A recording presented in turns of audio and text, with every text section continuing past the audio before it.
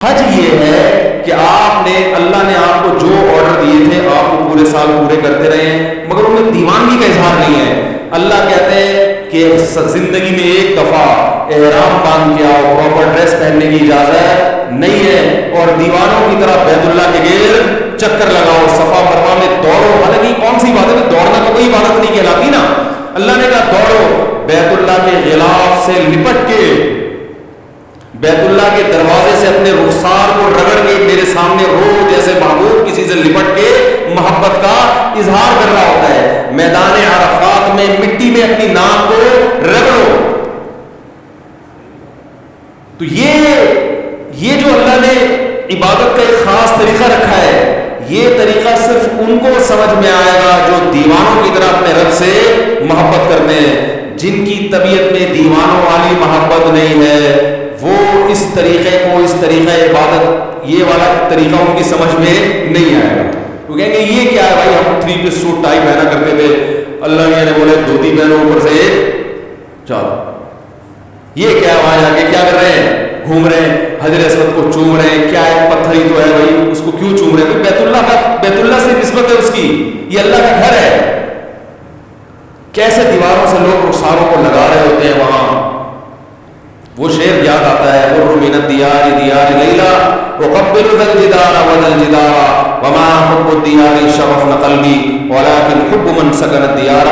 جو مجنون تھا نا، وہ لیلا کے گھر در و دیوار، وہ اس زمانے میں محبوبائیں پردہ کیا کرتی تھی، ٹھیک ہے نا، ڈیٹ ویٹ کا سسٹم ایجاد نہیں ہوا تھا، موبائل پہ ایزی لوڈ اور یہ سب مسکالیں وسکالیں چلتی نہیں تھی. کبوتر بازی ہوتی تھی، وہ کبوتر لے کے آیا، وہ کبوتر بعض وقت کہیں اور بھی چلا جاتا تھا، ٹھیک ہے نا. تو بڑی پرابلم تھی. تو یہ جو مجنون ہے نا، یہ لیلا کے عشق میں کیا کر رہا ہے؟ اس کی دیواروں کے گرد چکر لگا رہا ہے، اور بڑے سخت پہرے غیرت مند مردوں کے، وہ نکلنے نہیں دیتے. تو یہ چکر لگا رہا ہے اور پھر محبوبہ کی دیواروں کو چوم رہا ہے. پھر لوگوں سے کہتا ہے کہ بھائی امر من الدیار دیار لیلا وقبل ذا الجدار وذا الجدار. لوگوں میں لیلا کے در و دیوار کے گرد گھومتا ہوں، کبھی اس دیوار کو چومتا ہوں، کبھی اس دیوار کو.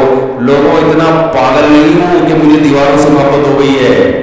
وما حب الدیار شغفنا قلبی. تم مجھے دیکھ کر پہلے مجنون کے تانے مجھے مل رہے ہیں، لوگ دیوانہ کہہ رہے ہیں، پاگل کہہ رہے ہیں اللہ کی قسم اتنا پاگل نہیں ہو کہ دیواروں سے محبت ہو جائے. ولكن حب من سکن الدیار. ان دیواروں کی نسبت جس محبوب کی طرف ہے، اس محبوب کی محبت نے مجھے دیواروں کو چومنے پر مجبور کر دیا ہے. یہ رشتہ ختم ہو جائے. یہ دیواریں میری نظر میں 2 ٹکے کی نہیں ہیں. بیت اللہ کی دیواریں بھی سیمنٹ گارے کی بنی ہے میرے بھائی، اس کا غلاف بھی کپڑے کا غلاف ہے، وہ کوئی مریخ سے نہیں آیا ہوا. یہی سیمنٹ، یہی بجری، یہی ریت، اسی سے وہ اینٹیں بنی ہیں. لیکن ان اینٹوں کو دیکھنے کے لیے، اس غلاف کو چومنے کے لیے، اس غلاف کے گرد طواف کرنے کے لیے ہم 6-6 7-7 لاکھ روپے خرچ کر کے جاتے ہیں. اور لاکھوں کے مجمع میں جہاں پھسلنے کا بھی خطرہ ہو، جان کا بھی خطرہ ہو، اس بیت اللہ کے گرد گھومتے ہیں. اس کی وجہ بھی یہی ہے کہ ہمیں ان دیواروں سے محبت نہیں ہے. ان دیواروں کی نسبت کس کی طرف ہے؟ خالق کائنات. اس نے کہہ دیا کہ یہ کس کا گھر ہے، رہتا بھی نہیں ہے وہ وہاں پہ، رہتا بھی نہیں. بنایا بھی انسانوں نے اس کو، لیکن رب نے کیا کہہ دیا؟ یہ گھر کس کا ہے؟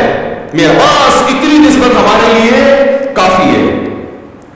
بیت اللہ سے عشق کرنے کے لیے، بیت اللہ سے محبت کرنے کے لیے ہمارے لیے اتنی دلیل کافی ہے کہ اس بیت اللہ کو، یہ رب نے کیا کہہ دیا اس کے بارے میں کہ کس کا گھر ہے؟ میرا. بس اتنا کہہ دیا. ہمیں کوئی ڈاکومنٹ نہیں چاہیے اس کے لیے، کوئی ثبوت نہیں چاہیے، مزید کوئی ثبوت نہیں چاہیے.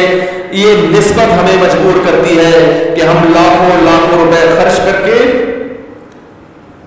اس گھر کی زیارت کے لیے جاتے ہیں اور اپنا پسینہ وہاں جا کے بہاتے ہیں. کتنی ٹینشن میں نے بوڑھے بوڑھوں کو دیکھا ہے، بوڑھے لوگوں کو دیکھا ہے، کتنی ٹینشن. یہ تو آج بیت اللہ کی زیارت آسان ہو گئی.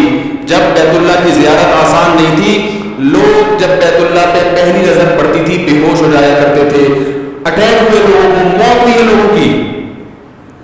تو ابراہیم علیہ السلام نے اللہ کا گھر بنایا اور کیا اعلان کیا؟ اللہ اس ایسی زمین پہ گھر بنا رہا ہوں جہاں نہ گھاس کا تنکا اور نہ پانی، لیکن تو اس جگہ کو ایسا بنا دے کہ تہوی الیہ افئدۃ الناس، کہ لوگوں کے دل اس کی طرف لڑکنا شروع کر دیں۔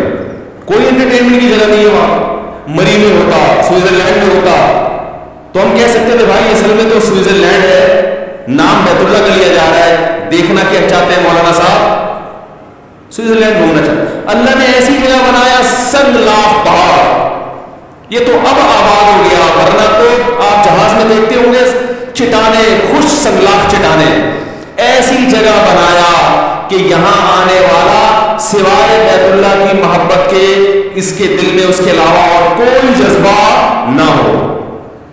اور یہی وجہ ہے کہ آج وہاں جدہ پہ جو کچھ ہوتا ہے، جدہ ایئرپورٹ پہ سب جانتے ہیں، لوگ کیوں برداشت کرتے ہیں؟ کسی اور ایئرپورٹ پہ اتنی سختی ہو اور یہ کچھ ہو، لوگ اس ملک میں جائیں گے؟ چھوڑ دیں گے۔ یہ بیت اللہ کی محبت ہے جو لوگوں کو کھینچ کے لاتی ہے۔ تو اللہ نے حج کیوں رکھا ہے؟ دیوانگی کے اظہار کے لیے۔ نبی صلی اللہ علیہ وسلم نے فرمایا تھا فطعم الایمان من رضی باللہ ربا وبالاسلام دینا وبمحمد صلی اللہ علیہ وسلم نبیا، اسلام کا ذائقہ چکھ لے گا وہ شخص جس نے اللہ کو اللہ مان لیا، نبی کو نبی مان لیا، اور اللہ کی کتاب کو کتاب مان لیا۔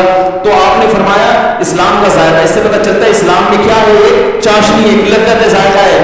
ایک آپ ملکی قوانین کو فالو کرتے ہیں، اس میں لذت نہیں ہے، چاشنی نہیں ہے، لیکن جب اللہ کے دین پہ چلتے ہو تو اس میں اللہ نے ایک ذائقہ بھی رکھا ہے، لطف اور مزہ بھی رکھا ہے، لیکن یہ لطف اور مزہ صرف انہی کو محسوس ہوتا ہے جو اللہ کو اللہ ہونے کے لحاظ سے راضی ہو جاتے ہیں اور اس سے محبت کرنا شروع کر دیتے ہیں۔ اللہ تعالیٰ سے دعا ہے کہ اللہ تعالیٰ ہمیں بھی اپنے گھر کی زیارت نصیب فرمائے اور جذبے کے ساتھ۔ علماء کہتے ہیں وہاں جا کے برائیاں کرنا، اس سے وہاں کی جو ایک روحانی قوت وہاں ملنی چاہیے تھی وہ قوت کیا ہو جاتی ہے؟ ختم ہو جاتی ہے۔ تو اللہ تعالیٰ ہمیں بھی زیارت نصیب فرمائے۔